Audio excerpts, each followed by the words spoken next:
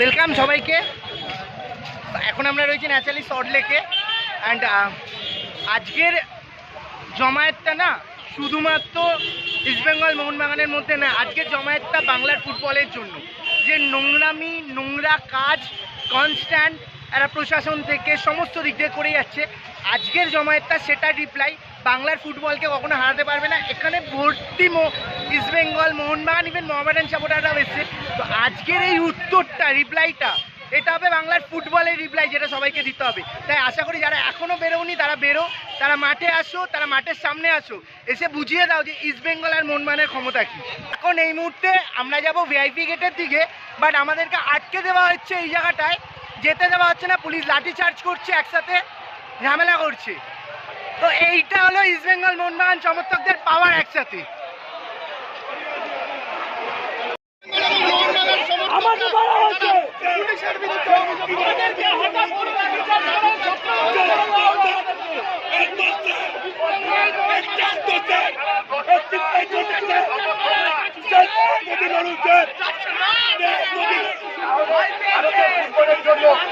পশ্চিমবাংলার ফুটবলের জন্য, সারা পৃথিবীর ফুটবলের জন্য লজ্জা।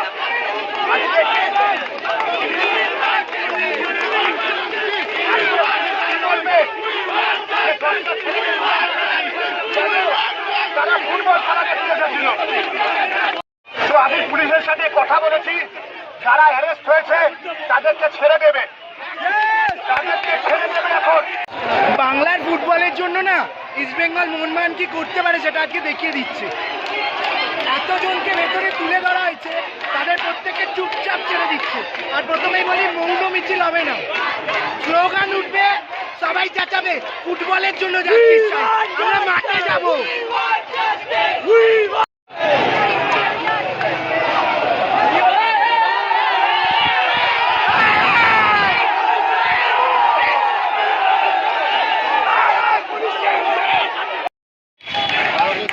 একটা মিছিল অলরেডি বেলেঘাটার দিকে চলে গেছে, এইদিকে একটা মিছিল, আর একটা এখনো এই হাতের সামনে স্টিল নাও একটা মিছিল রয়েছে।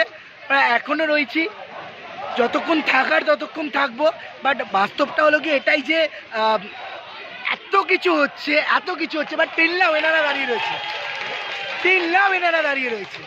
আমার কথা হলো গিয়ে যে এত পুলিশ যখন গার্ড দিতে আসলো, তাহলে আজকে ডার্বিটা তো আরামসে করাতে পারতো।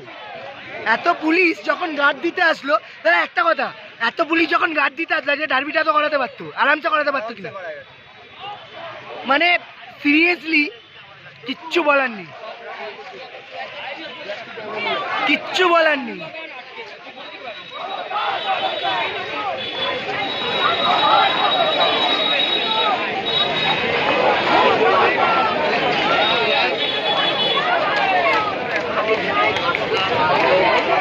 This is the power of বাঙাল ঘটি।